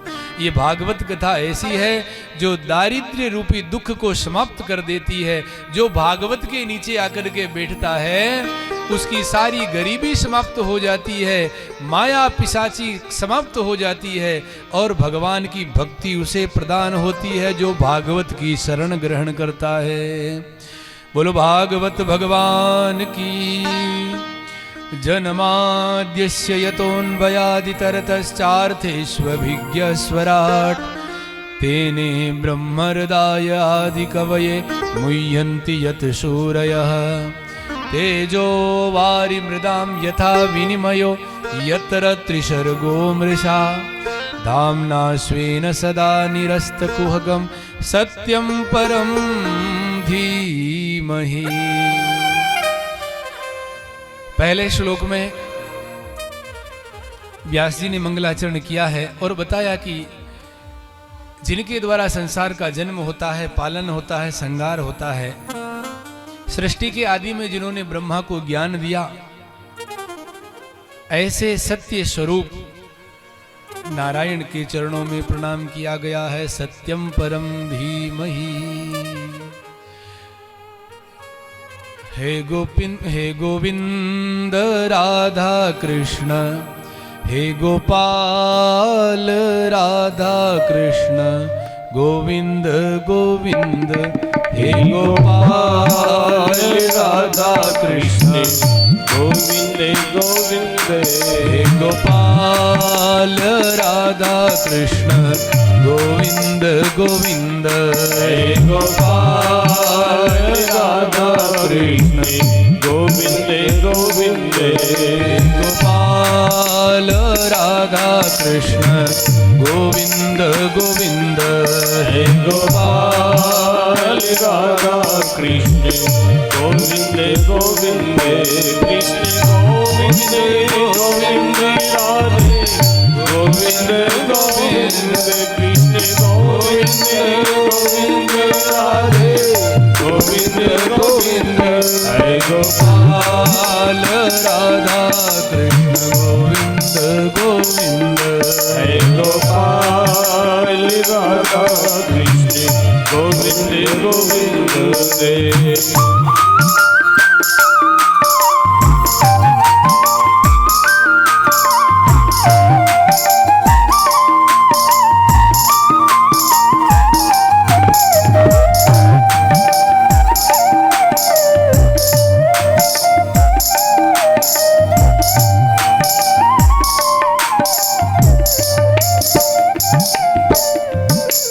गोविंद गोविंद कृष्ण, गोविंद गोविंद कृष्ण गोविंद गोविंद कृष्ण गोविंद गोविंद कृष्ण गोविंद गोविंद कृष्ण गोविंद गोविंद कृष्ण गोविंद गोविंद कृष्ण गोविंद गोविंद राधे गोविंद गोविंद राधे गोविंद गोविंद राधे गोविंद गोविंद राधे गोविंद गोविंद राधे गोविंद गोविंद राधे गोविंद गोविंद राधे गोविंद गोविंद राधे गोविंद गोविंद राधे गोविंद गोविंद राधे गोविंद गोविंद राधे गोविंद गोविंद राधे गोविंद गोविंद गोपाल राधा कृष्ण गोविंद गोविंद हे गोपाल राधा कृष्ण गोविंद गोविंद लाल राधा कृष्ण गोविंद गोविंद हे नंदलाल राधा कृष्ण गोविंद गोविंद हे गोपाल हे गोपाल हे नंदलाल हे नंदलाल हे गोपाल हे नंदलाल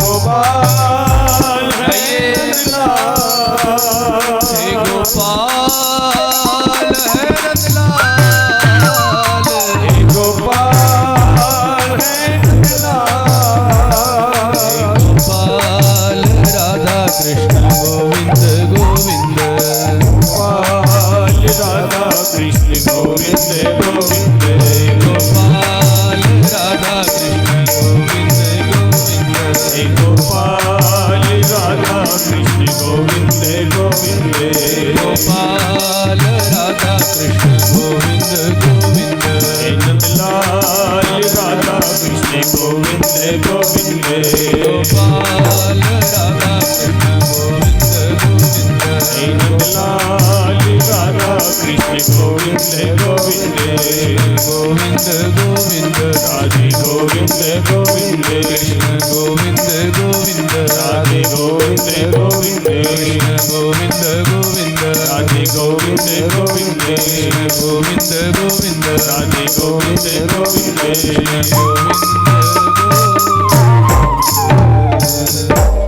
बोलो भागवत भगवान की।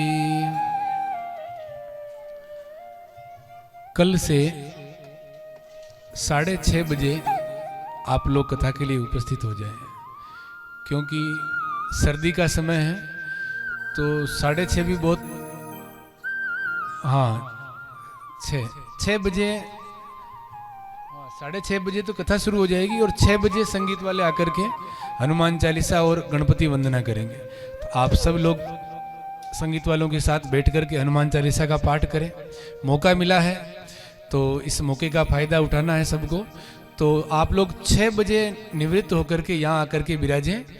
तो 6 बजे से आप गणपति वंदना और हनुमान चालीसा का आनंद लेंगे। उसके बाद 6:30 बजे से कथा आरंभ हो जाएगी, 6:30 से 10 बजे तक। सर्दी का समय तो 6 बजे, पौने 6 बजे अंधेरा हो जाता है, तो ये समय ठीक रहेगा। क्योंकि आज 7 बज गया तो लगा कि बहुत देर हो गई, तो इसलिए, क्योंकि हम लोग यहीं कहीं जाना तो है नहीं, तो कल से आप लोग 6 बजे उपस्थित होवें। 6:30 से कथा शुरू हो जाएगी, 6 बजे से गणपति वंदना हनुमान चालीसा शुरू हो जाएगी और 10 बजे कथा का विराम। अब सब लोग आरती करें। आरती के बाद सब लोग प्रसाद लेकर के ही जाएं, बिना प्रसाद के कोई भी नहीं। कर्पूर गौरम करुणावतारम संसार सारम भुजगेन्द्रहारम सदा वसंतम हृदयारविंदे भवं भवानी सहितं नमामि भवं भवानी सहितं नमामि। आरती के लिए आगे आ जाएं। श्री भागवत भगवान की है आरती, पापियों को पाप से है तारती। भागवत भगवान की है आरती, पापियों को पाप से है तारती। भागवत भगवान की है आरती, पापियों को पाप से है तारती। भागवत भगवान की है आरती, पापियों को पाप से है तारती।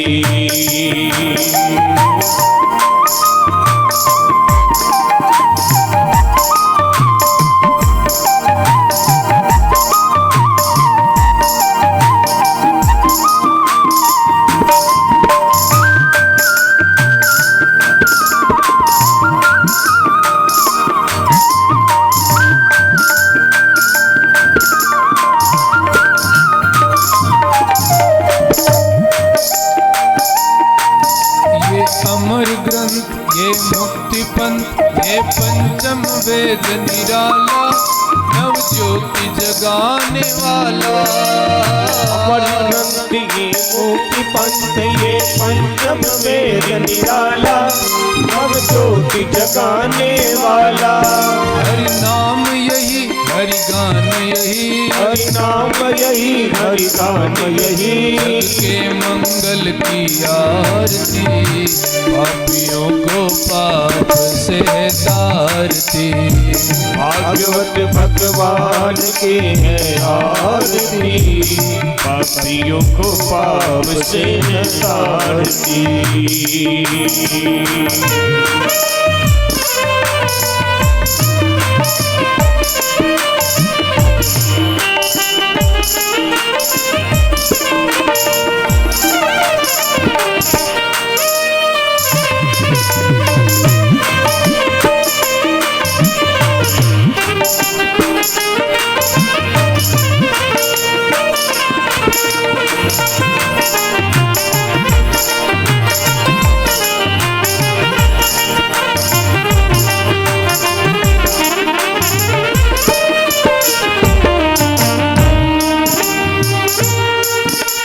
शांति गीत पावन पुनीत पापों को मिटाने वाला, हरि दर्श कराने वाला। शांति गीत पावन पुनीत पापों को मिटाने वाला, हरि दर्श कराने वाला। शांति गीत पावन पुनीत पापों को मिटाने वाला, हरि दर्श कराने वाला। शांति गीत पावन पुनीत पापों को मिटाने वाला, हरि दर्श कराने वाला।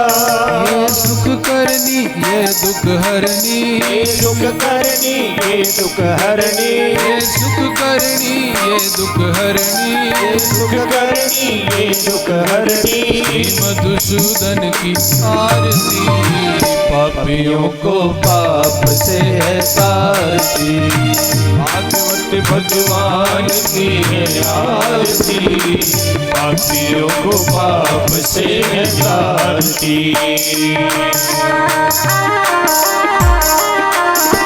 जय हो।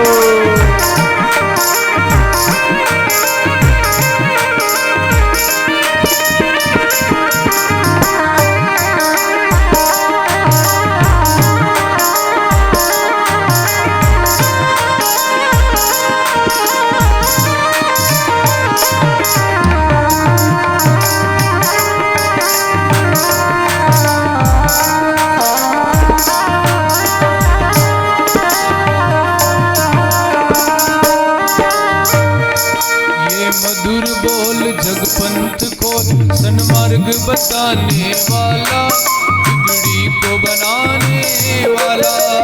मधुर बोल जगपंथ खोल सन्मार्ग बताने वाला, बिगड़ी को बनाने वाला। ये मधुर बोल जगपंथ को सन्मार्ग बताने वाला, बिगड़ी को बनाने वाला। मधुर बोल जगपंथ खोल सन्मार्ग बताने वाला, बिगड़ी को बनाने वाला। श्री राम यही घनश्याम यही, राम यही घनश्याम यही, प्रभु राम यही घनश्याम यही, प्रभु राम यही घनश्याम यही। प्रभु की महिमा की आरती, पापियों को पाप से है तारती। भागवत भगवान की है आरती, पापियों को पाप से है तारती। भागवत भगवान की है आरती, पापियों को पाप से है तारती। भागवत भगवान की है आरती, पापियों को पाप से है तारती। पापियों को पाप से है तारती, पापियों को पाप से है तारती। पापियों को पाप से है तारती, पापियों को पाप से है तारती। पापियों को पाप से है तारती, पापियों को पाप से है तारती। भागवत भगवान की है आरती, पापियों को पाप से है तारती। पापियों को पाप से है तारती।